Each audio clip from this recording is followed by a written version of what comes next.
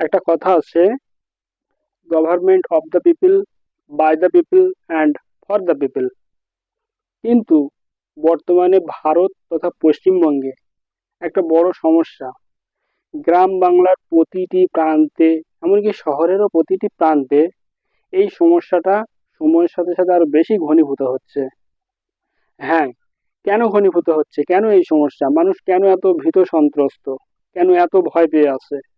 নিশ্চয়ই বুঝতে পারছো আজকে যে টপিক, সেটা হচ্ছে SIR। ইতিমধ্যে পশ্চিমবঙ্গে SIR এর নির্দেশিকা জারি হয়ে গেছে। তো এই কারণে গ্রাম বাংলা তথা শহরের বিভিন্ন প্রান্তে থাকা মানুষ এখন ভীত সন্ত্রস্ত। এই বুঝি মনে হয় ভারতবর্ষ থেকে চলে যেতে হবে, প্রমাণপত্র কাগজপত্র না দেখালে এদেশে আর থাকা যাবে না। এই ভয়ে মানুষ এখন চিন্তিত। ইতিমধ্যেই দেখা গেছে বেশ কিছু মানুষ এই ভয় থেকে তারা আত্মহত্যা পর্যন্ত করে নিয়েছে, এই দুনিয়া থেকে চিরতরে তারা বিদায় নিয়েছে একমাত্র দুটো সরকারের এই যে সিদ্ধান্ত, এই সিদ্ধান্তের ফলে। একদিকে কেন্দ্র এবং আরেকদিকে রাজ্য, দুই সরকারের মধ্যে টানাপোড়েন এই SIR কে কেন্দ্র করে। কেউ মানুষকে উস্কাচ্ছে যে এই দেশ থেকে তোমাদের চলে যেতে হবে, কেউ আবার মানুষকে বোঝাচ্ছে যে না, এই দেশ তোমার, এই দেশ থেকে তোমাকে কেউ তাড়াতে পারবে না। যদি তুমি ভারতবর্ষের উপযুক্ত নাগরিক হয়ে থাকো, তোমার কাছে সেই সমস্ত যদি প্রুফ থাকে, তাহলে তোমাকে কখনোই এই ভারতবর্ষ থেকে কেউ তাড়াতে পারবে না। কি কি কাগজপত্র লাগবে সেগুলো অবশ্যই সবাই জেনে গেছে ইতিমধ্যেই, নতুন করে বলতে লাগবে না। তবে ভয়ের কোনো কারণ নেই, ভয় পাওয়ার কোনো জায়গা নেই। যারা প্রকৃত ভারতবর্ষের নাগরিক তারা এদেশেই থাকবে। বাইরে থেকে যে সমস্ত ছিন্নমূল উদ্বাস্তু মানুষ এদেশে এসেছে, ভয় এই সমস্ত মানুষদের, যারা ওপার বাংলা থেকে বা পৃথিবীর অন্য দেশ থেকে অবৈধভাবে ভারতবর্ষে এসেছে, এখানে ভোট দিচ্ছে অবৈধভাবে, অবৈধভাবে কাগজপত্র তৈরি করেছে, তাদেরই ভয় একমাত্র। তার কারণ তাদের সমস্ত কাগজপত্র SIR, এই ভোটার যে নিবিড় সংযোজন, এর মধ্য দিয়ে তাদেরকে চিহ্নিতকরণ করা হবে। এবং তাদের চিহ্নিতকরণ করে যদি দেখা যায় যে তারা ভারতবর্ষের প্রকৃত নাগরিক নয়, তাহলে তাদেরকে এই দেশ থেকে তাদের নিজেদের দেশে ফিরিয়ে দেওয়া হবে, কাউকে এখানে বন্দি করে আটকে রাখা হবে না। সুতরাং এই সমস্ত বিষয় নিয়ে ভয় পাওয়ার কোনো জায়গা নেই, ভীতি হওয়ার কোনো জায়গা নেই। এখন কথা হচ্ছে যে 2002 সালে পরিবারের অনেকের নাম নেই, অনেকেরই আছে যাদের নাম নেই, অথচ তারা ভারতীয়, তাদের কি চলে যেতে হবে? না, তাদের যেতে হবে না। তাদের আরো অন্যান্য প্রুফ আছে, সেই প্রুফগুলো দিয়ে নিজেকে প্রমাণ করতে পারবে যে সে ভারতীয়। এই বিষয় নিয়ে অনেকেই ভয় পেয়ে আছে। এই ভয়টা মন থেকে দূর করতে হবে।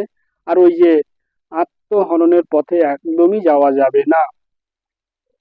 কোনো নেতা, কোনো রাজনৈতিক দল আপনাকে ভরণ পোষণ দেয় না, আপনার পরিবারকে ভরণ পোষণ দেয় না। সুতরাং ওই সমস্ত নেতা রাজনৈতিক দলের ভয়ে নিজের জীবন শেষ করার কোনো মানে নেই। সচেতনভাবে থাকলে তার কোনো সমস্যা নেই।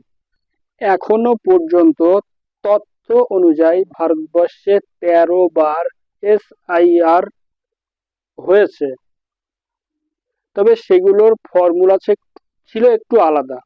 আর 2025-এ যেটা হচ্ছে এটা একটু আলাদা। আগের SIR গুলোতে মানুষ জানতে পারতো না যে আদৌ তো কি হচ্ছে। বাড়ি বাড়ি BLOরা আসতো, ইনভেস্টিগেশন করতো, দেখতো কোন ভোটার বেঁচে আছে, কে বেঁচে নেই, তারা সেটা নথিভুক্ত করে নিয়ে তাদের নামগুলো বাদ দিত। তাতে করে দেখা গেছে সঠিকভাবে কাজটা সম্পন্ন হয়।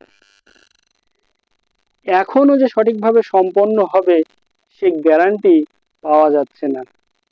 হ্যাঁ, যদি স্বচ্ছতার উপর ভিত্তি করে এই SIR সম্পন্ন করা হয়, তাহলে প্রকৃত ভারতীয় ভোটার, ভারতীয় নাগরিক চিহ্নিতকরণ করা সম্ভব হবে। আর এর মধ্যে যদি নির্বাচন কমিশনার এবং বিএলও এই সমস্ত আধিকারিকদের কোনো রকম অনীহা থাকে, তাহলে এবারের SIR ও সম্পূর্ণ হবে না। এখান থেকে প্রকৃত ভোটারদের বাছাই করা অসম্ভব। এখন দেখা যাচ্ছে বাড়িতে বাড়িতে ফর্ম দিয়ে আসছে এবং এটা কদিন পরে আবার নিয়ে নেবে। আবার এটাও শোনা যাচ্ছে এই ফর্মের সাথে কোনো ডকুমেন্টস দিতে হবে না।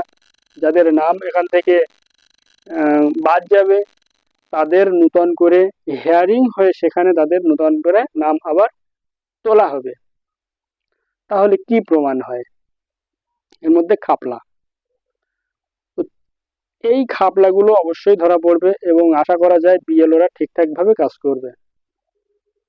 তা যদি হয় তাহলে SIR সম্পূর্ণ হবে।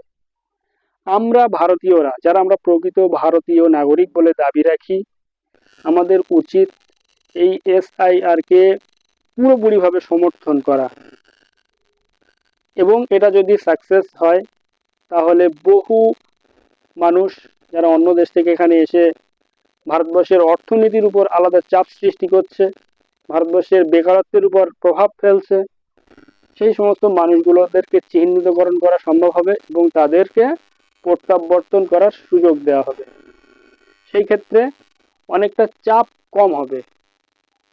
তাই বলছি, অযথা ভয় নয়, ভয়কে দূরে রেখে ঠিকঠাক মাথা ঠান্ডা রেখে ঘুমাতে হবে এবং নিজেদের যতটুকু আইডেন্টি প্রুফ আছে অ্যাজ এ ইন্ডিয়ান সেগুলোকে সংরক্ষণ করে রাখতে হবে, কাছে রাখতে হবে।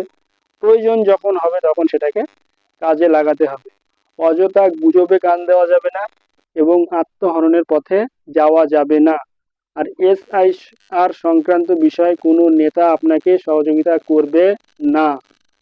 কোনো নেতা যদি সহযোগিতা করতে আসে তাহলে বুঝবেন তার পিছনে একটা স্বার্থ আছে, সেই স্বার্থ সিদ্ধি করার জন্য সে আপনাকে সহযোগিতা করবে। আপনাকে নিজে বুঝতে হবে, আপনার প্রতিবেশী যে বোঝে তার কাছ থেকে বুঝে নিতে হবে, আর না হলে নেতাদের কাছে গেলে সমস্যার সম্মুখীন হতে হবে। দুটো তিনটে পক্ষ দেখা যাচ্ছে ইতিমধ্যে ময়দানে নেমে পড়েছে। হ্যাঁ, রাজ্যের শাসক দলের কথাই বলছি।